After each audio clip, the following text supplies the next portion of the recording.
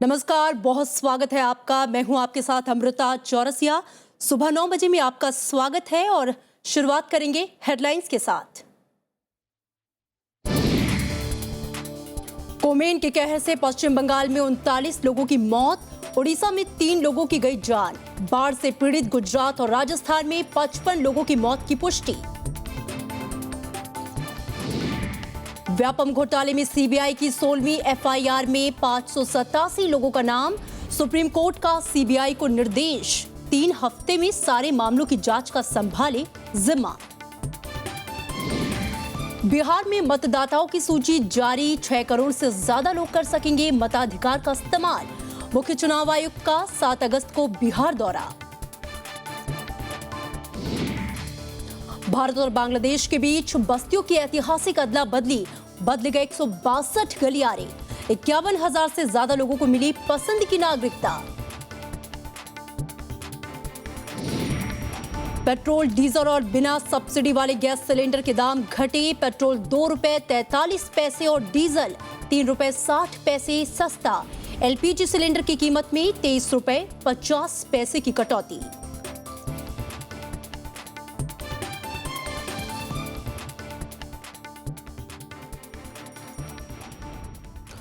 और चलिए अब खबरों को तफसील से जानते हैं। बंगाल की खाड़ी में उठे चक्रवाती तूफान कोमेन ने पूर्वी राज्यों पश्चिम बंगाल और उड़ीसा में कहर बरपाया है। पश्चिम बंगाल में 39 लोगों की मौत हो गई है तो उड़ीसा में 3 लोगों की जान गई।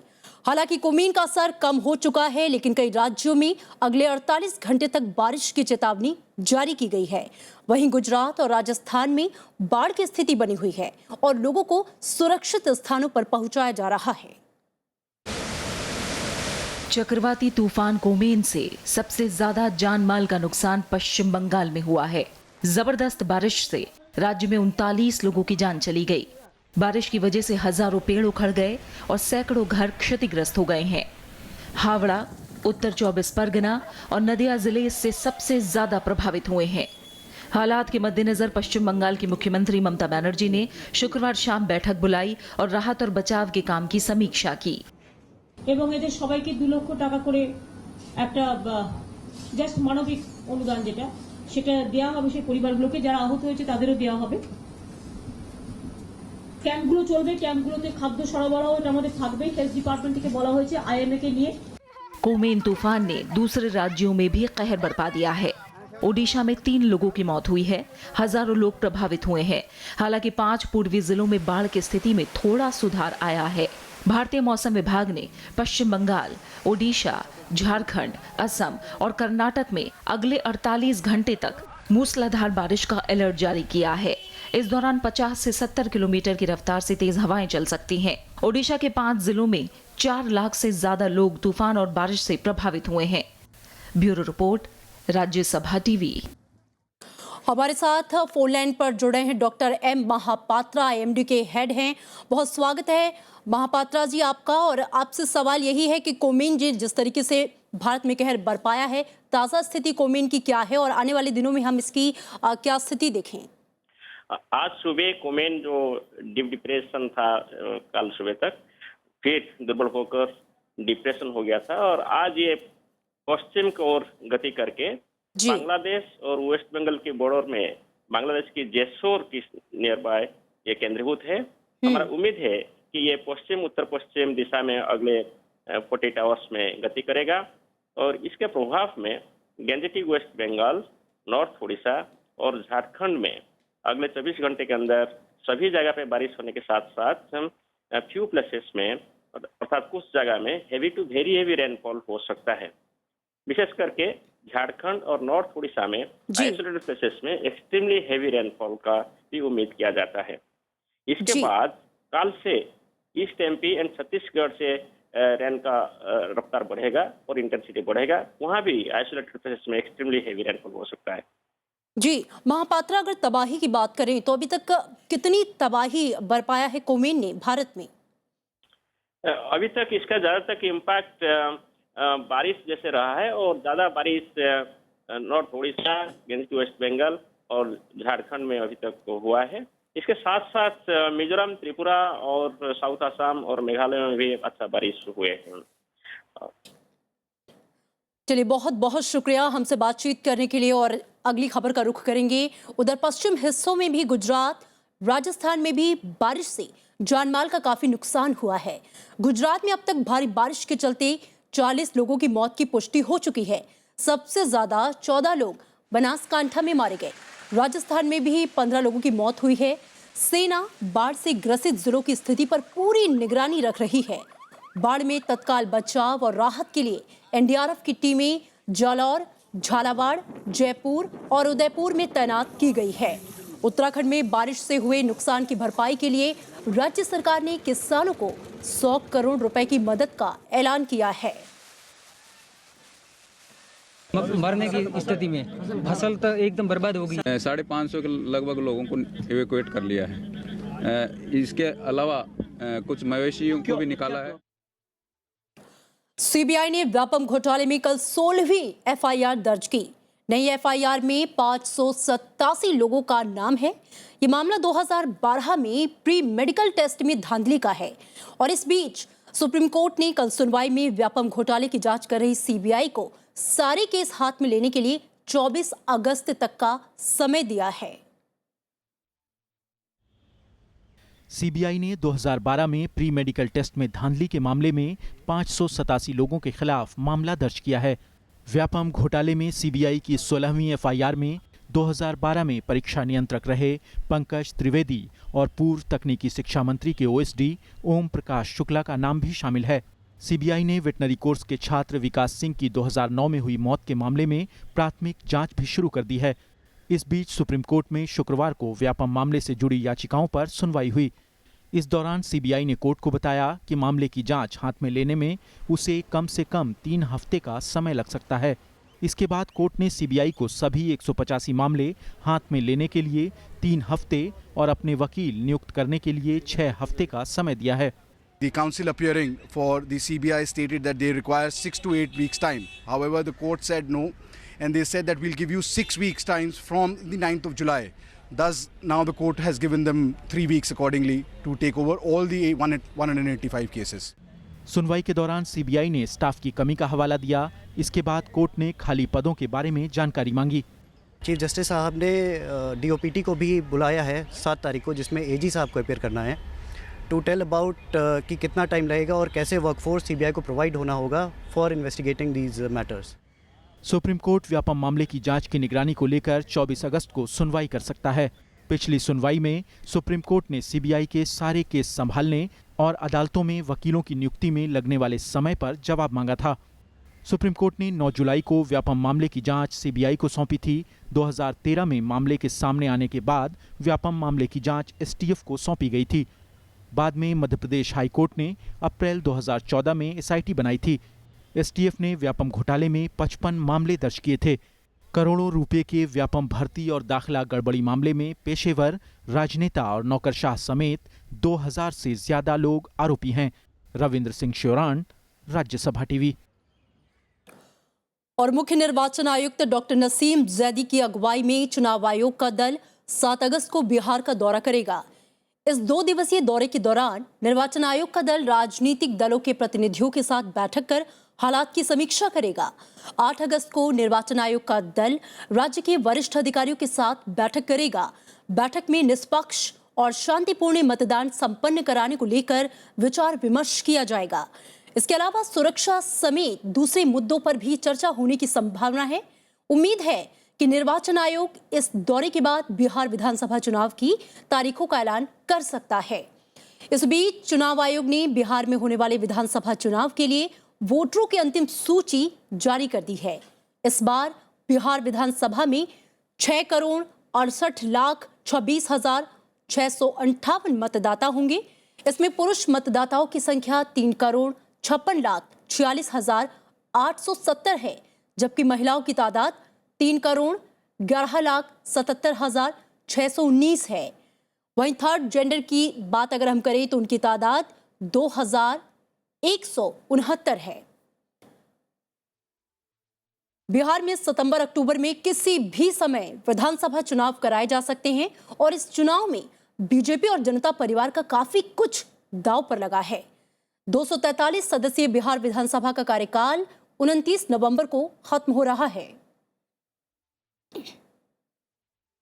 और संसद में जारी गतिरोध को तोड़ने की कोशिश के तहत सोमवार को सरकार की ओर से सर्वदलीय बैठक बुलाई गई।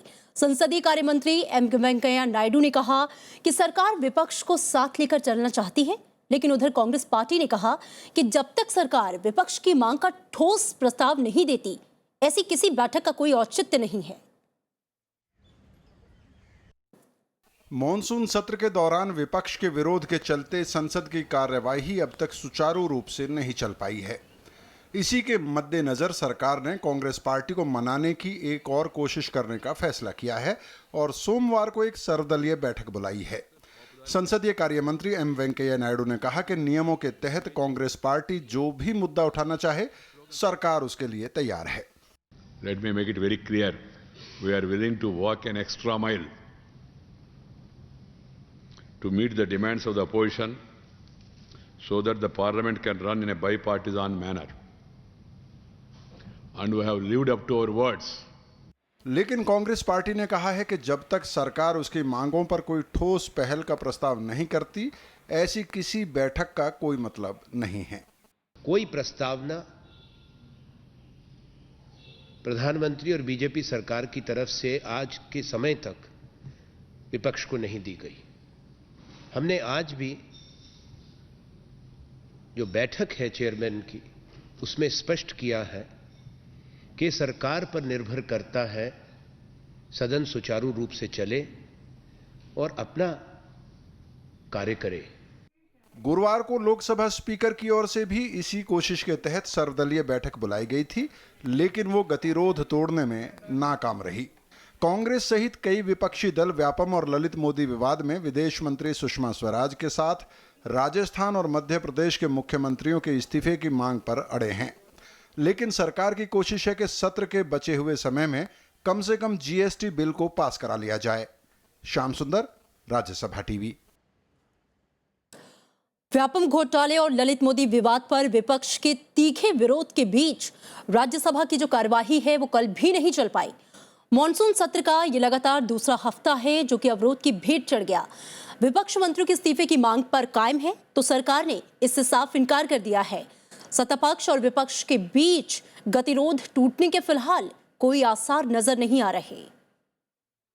भारत की आर्थिक राजधानी मुंबई में लगातार बिगड़ रहा पर्यावरण एक गहरी चिंता का विषय है। प्रदूषण लगातार बढ़ रहा है और अतिक्रमण ने तस्वीर और बिगाड़ दी है। शहर का 80% हिस्सा जर्जर हालत में है। स्थायी समिति की राय में यहाँ के पर्यावरण से जुड़े मसलों पर केंद्र और राज्य सरकार को तत्काल कदम उठाने की जरूरत है। मैंने ये कहा है कि सेंट्रल गवर्नमेंट से जिन फंड्स की ज़रूरत है वो ज़रूर स्टेट गवर्नमेंट क्लेम करे और हम मदद करेंगे कि सेंट्रल गवर्नमेंट उनको पैसा और टेक्नोलॉजिकल सपोर्ट दे।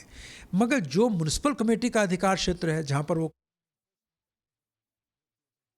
लोकसभा में गृह मंत्री राजनाथ सिंह ने कल कहा कि आतंकवाद को किसी मजहब से जोड़ना ठीक नहीं।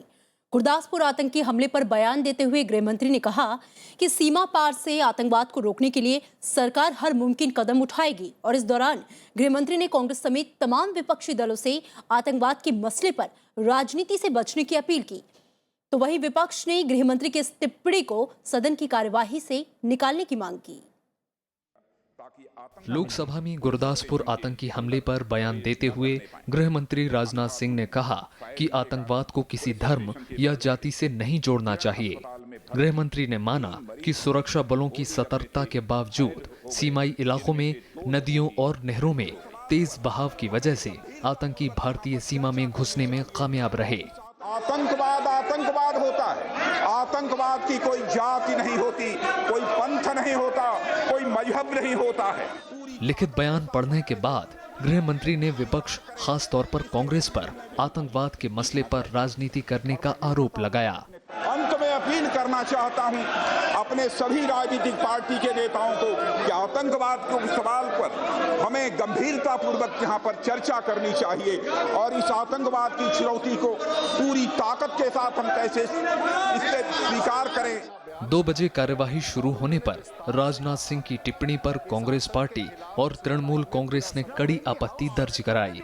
विपक्ष ने गृह मंत्री की टिप्पणी को सदन की कार्यवाही से निकालने की मांग की। You should not make political statement. You are making politics, and we don't tolerate that.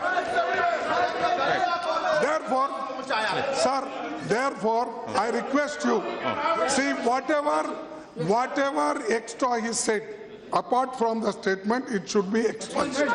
Now, when the House was totally united on the matter of rooting out terrorism from the country, this statement by the Home Minister was against the rule. विपक्षी दलों की आपत्ति पर सरकार का कहना था कि वो गुरदासपुर की आतंकी घटना के बारे में संसद में चर्चा के लिए तैयार हैं। प्रणव गोस्वामी के साथ श्याम सुंदर, राज्यसभा टीवी। और गुरदासपुर आतंकी हमले में शामिल 3 आतंकवादियों के शवों का कल पोस्टमार्टम किया गया। गुरदासपुर सिविल अस्पताल में 3 डॉक्टरों वाले 5 घंटे तक पोस्टमार्टम किया। इस दौरान अस्पताल के आसपास बड़ी तादाद में सुरक्षा बल तैनात थे। आतंकवादियों ने सोमवार को एक चलती बस में यात्रियों पर हमला किया था। साथ ही दीनानगर पुलिस स्टेशन को भी निशाना बनाया था। हमले में गुरदासपुर के एसपी बलजीत सिंह और होमगार्ड्स के 3 जवान शहीद हो गए थे। हमले में 3 नागरिकों की भी मौत हुई थी और 17 लोग घायल हुए थे।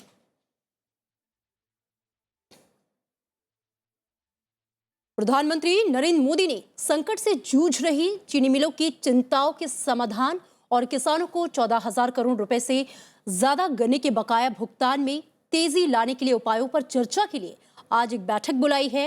वित्त मंत्री अरुण जेटली, खाद्य मंत्री रामविलास पासवान, कृषि मंत्री राधामोहन सिंह और वाणिज्य मंत्री निर्मला सीतारमण की इस बैठक में मौजूद रहेंगी।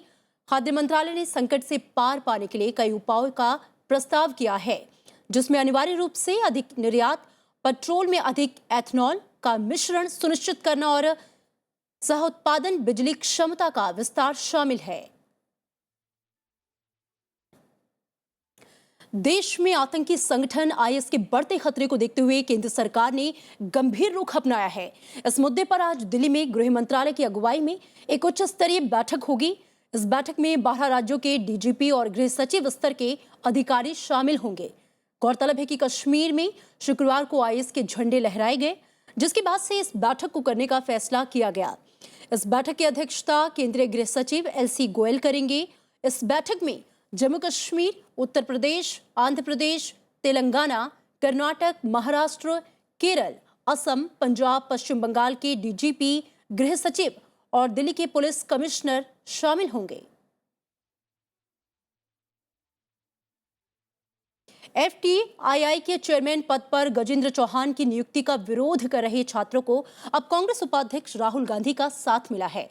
राहुल गांधी कल पुणे स्थित एफटीआईआई के परिसर पहुंचे और शैक्षणिक संस्थानों में सरकार की दखलंदाजी को लेकर सरकार पर सवाल खड़े किए।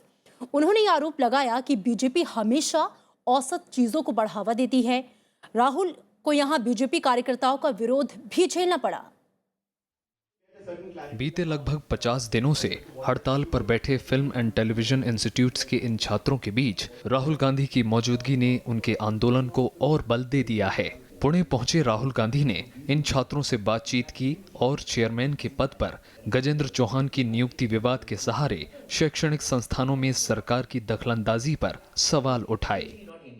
जो भी विचारधारा उनको अच्छी नहीं लगती है उसको वो एंटी नेशनल कह देते हैं। अब ये बच्चे हैं, यहाँ पे फिल्म बना रहे हैं, इससे प्रो नेशनल बात क्या हो सकती है? इसको आप एंटी नेशनल कैसे कह सकते हो? क्योंकि यहाँ हमारे युवा हैं, हमारे बच्चे हैं, इनको आप एंटी नेशनल कैसे कह सकते हो? पढ़ाई करना एंटी नेशनल है, फिल्म बनाना सीखना एंटी नेशनल है। एफटीआईआई परिसर के बाहर राहुल गांधी को एबीवीपी के कार्यकर्ताओं का विरोध झेलना पड़ा। इस दौरान एबीवीपी और एनएसयूआई कार्यकर्ताओं में नोकझोंक भी देखी गई। दरअसल एफटीआईआई के ये छात्र चेयरमैन के पद पर गजेंद्र चौहान के साथ कुछ और नियुक्तियों का विरोध कर रहे हैं। उनका कहना है कि चेयरमैन के लिए और ज्यादा योग्य लोगों की नियुक्ति होनी चाहिए। हालांकि बीजेपी ने राहुल गांधी के बयान पर तीखी प्रतिक्रिया दी है और साथ ही एफटीआईआई के कार्य प्रणाली और छात्रों की हड़ताल को भी गलत ठहराया है। मैं यही पूछना चाहता हूं कि अगर स्टूडेंट को, वहां के स्टूडेंट को अगर इनके अंदर कार्यकर्ता दिखता है गजेंद्र के अंदर, तो राहुल गांधी में कौन सा फिल्म मेकर दिख रहा है उनको? मैं यही पूछना चाहता हूँ बस। इस बीच बीजेपी नेता और एफटीआई के छात्र रह चुके शत्रुघ्न सिन्हा ने कहा कि मौका मिलने पर वो इस मसले का हल निकालने को तैयार हैं। लोगों ने राय दी थी कि अगर मान लीजिए क्या मैं ये इंटरिम में बन जाऊं, ऐसे तो नहीं बनना, पहले भी ऑफर आया था, मैं नहीं बना था। कुछ लोगों की चाहत है कि मैं इंटरिम तौर पे आ जाऊं और उसके बाद फिर सेलेक्ट कमेटी और सर्च कमेटी के ज़रिए जो राह निकले, कोई नया अपना ये आए, यहाँ पे नया चेयरमैन आए। लेकिन उसके पहले भी जब अपॉइंटमेंट लेटर इशू हो चुका है तो इसको और मेसी तो नहीं कर सकते हैं ना। उसके पहले रास्ता निकलना होगा, सुगम रास्ता। एफटीआई के छात्रों की इससे पहले सरकार से हुई बातचीत विफल रही थी, जिसके बाद उन्होंने राजनीतिक दलों और सिनेमा जगत से अपने आंदोलन में सहयोग मांगा था।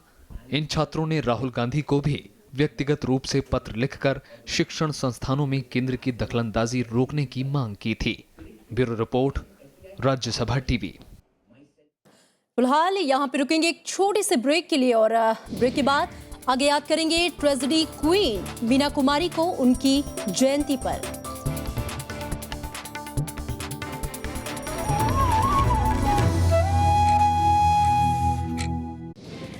आज हमारे खास मेहमान हैं बीजेपी सांसद शांता कुमार जी। कैसे आप कहेंगे कि पहले की सरकार और अब की सरकार में नीतियों को लेकर फर्क दिखता है?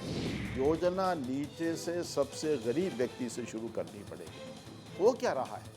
सबका विकास। असूलों पे जब आंच आए तो टकराना जरूरी है। असूलों पे जब आंच आए तो टकराना जरूरी है। अगर जिंदा हो तो जिंदा हो के दिखलाना जरूरी है।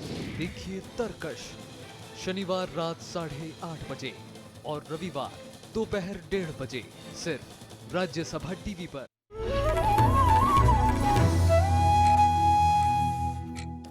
वेलकम बैक और खबरों में आगे बढ़ेंगे। भारत और बांग्लादेश के बीच 162 गलियारों में रहने वाले लोगों के लिए आज की सुबह बेहद खास है। बीती आधी रात को भारत में मौजूद 111 गलियारे बांग्लादेश में चले गए और पड़ोसी देश में मौजूद 51 गलियारे भारत का हिस्सा बन गए। बस्तियों की ऐतिहासिक अदला बदली के साथ ही करीब 50,000 लोगों को पसंद की नागरिकता मिल गई है। आधी रात को जैसे ही घड़ी की सुई 12:01 पर पहुंची, भारत और बांग्लादेश के 162 गलियारों में रहने वाले इन लोगों ने राष्ट्रीयता मिलने का जश्न मनाना शुरू कर दिया। पश्चिम बंगाल के कूच बिहार जिले में लोगों ने तिरंगा फहराकर जश्न मनाया।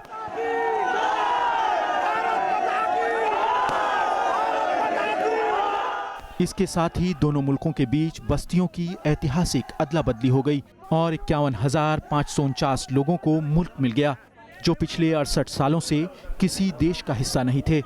लेकिन अब इन लोगों को अपनी पसंद की नागरिकता मिल गई है। देखिए, हमको अभी बहुत दिनों के बाद ये हमारा जो स्वाधीन हुआ है, फ्रीडम मिला है, इससे हम तो बहुत खुश हैं। मतलब हमारे जो बड़े बुजुर्ग हैं वो तो बहुत दिनों से इसके पीछे लगे हैं, तो आज हम लोग बहुत खुश हैं। भारत में जिन राज्यों में गलियारों की अदला बदली हुई है उनमें असम, मेघालय, त्रिपुरा और पश्चिम बंगाल शामिल हैं। समझौते के तहत बांग्लादेश को 17,160 एकड़ के 111 गलियारे मिलने तय हुए थे, जिनमें 37,369 लोग रहते हैं, जबकि बदले में भारत को 7,110 एकड़ के 51 गलियारे मिलने पर सहमति बनी थी, जिनमें 14,215 लोग रहते हैं। सितंबर 2011 के प्रोटोकॉल के तहत बने करार को अगले 11 महीने यानी 30 जून 2016 तक चरणबद्ध तरीके से लागू किया जाएगा। इसके बाद अब 162 गलियारों में रहने वाले करीब 51,000 लोगों को जीवन से जुड़ी बुनियादी सुविधाओं का लाभ मिल पाएगा। हम लोगों का सब मिल जाएगा, आइडेंटिटी कार्ड, आधार कार्ड सब मिल जाएगा, इसलिए बहुत खुश लग रहा है हमको। इतने साल बाद हमको नेशनलिटी मिला, स्वाधीनता अनुष्ठान कर रहा है। भारत और बांग्लादेश के बीच जमीन की अदला बदली का पहला समझौता 16 मई 1974 को तत्कालीन प्रधानमंत्री इंदिरा गांधी और बांग्लादेश के तत्कालीन प्रधानमंत्री के बीच हुआ था। 2011 में तब प्रधानमंत्री मनमोहन सिंह और शेख हसीना के बीच एक प्रोटोकॉल पर हस्ताक्षर हुए। इस साल मई में भारतीय संसद ने समझौते को मंजूरी दी थी। जून में प्रधानमंत्री नरेंद्र मोदी की बांग्लादेश यात्रा के दौरान दोनों देशों के बीच करार से जुड़े दस्तावेजों की अदला बदली हुई थी। Bureau report, Rajya Sabha TV. Jammu Kashmir के बारामूला में एक सुरक्षा चौकी पर हुए आतंकी हमले में एसएचओ समेत 3 पुलिस वाले जख्मी हो गए। हमला शुक्रवार रात करीब 9:15 बजे किया गया। चेक पॉइंट पर जब उन्हें रोकने को कहा गया तो उन्होंने गोलियां बरसानी शुरू कर दी। गोलीबारी के बाद आतंकी अंधेरे का फायदा उठाकर मौकाए वारदात से भागने में कामयाब रहे। जख्मी एसएचओ समेत 3 पुलिस वालों को नजदीक के अस्पताल में भर्ती कराया गया है। विदेश मंत्रालय के मुताबिक लीबिया में अगवा 4 भारतीयों में से 2 को रिहा कर दिया गया है। बाकी 2 लोगों की रिहाई की कोशिशें अभी जारी हैं। मंगलवार को इनका लीबिया के एक चेक पोस्ट से अपहरण हो गया था। इधर आंध्र प्रदेश सरकार ने केंद्र सरकार से अगवा लोगों की सुरक्षित वापसी की गुजारिश की है।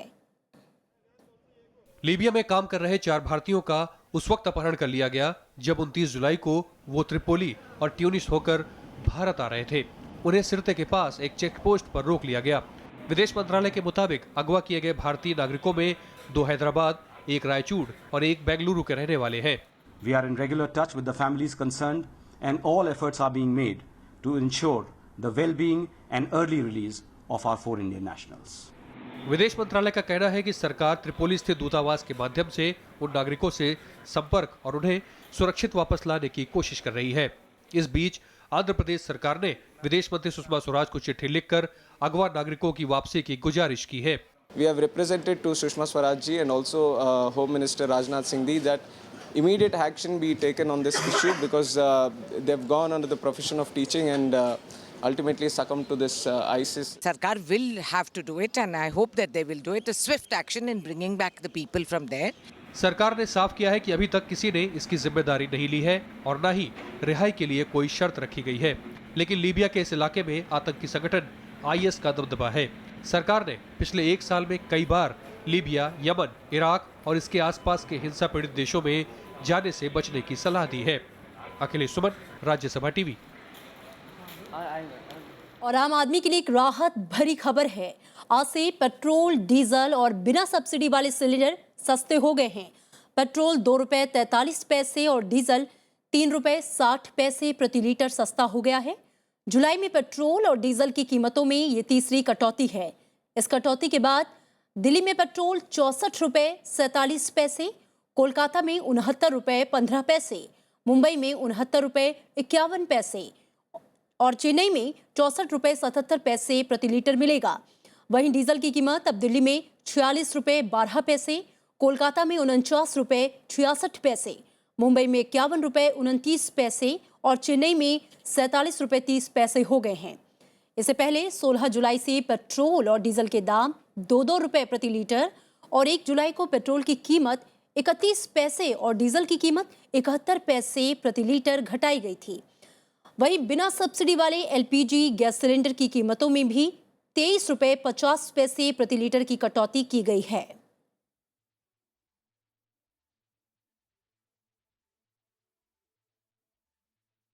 और पाकिस्तानी मीडिया के मुताबिक आतंकी संगठन हक्कानी नेटवर्क का सरगना जलालुद्दीन हक्कानी मारा जा चुका है।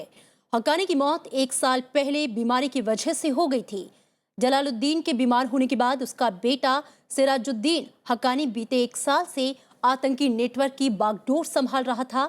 जलालुद्दीन हक्कानी अमेरिका की मोस्ट वांटेड आतंकियों की सूची में शामिल था। महान स्वतंत्रता सेनानी और समाज सुधारक लोकमान्य बाल गंगाधर तिलक की आज पुण्यतिथि है। महाराष्ट्र के रत्नागिरी के चिक्कन गांव में 23 जुलाई 1856 को जन्मे तिलक ने स्वराज मेरा जन्मसिद्ध अधिकार है का नारा दिया था। उन्होंने मराठी में मराठा दर्पण और केसरी नाम से 2 समाचार पत्र शुरू किए जो काफी लोकप्रिय हुए। हिंदी फिल्मों का जिक्र हो और मीना कुमारी का जिक्र ना आए, ऐसा तो हो ही नहीं सकता। परिणीता, साहिब बीवी, गुलाम और पाकिज़ा जैसी फिल्मों में अपने अभिनय से जान डालने वाली मीना कुमारी का आज जन्मदिन है। आइए देखते हैं उनके जीवन की कुछ खास झलकियां। जो न कह सका वो ही राज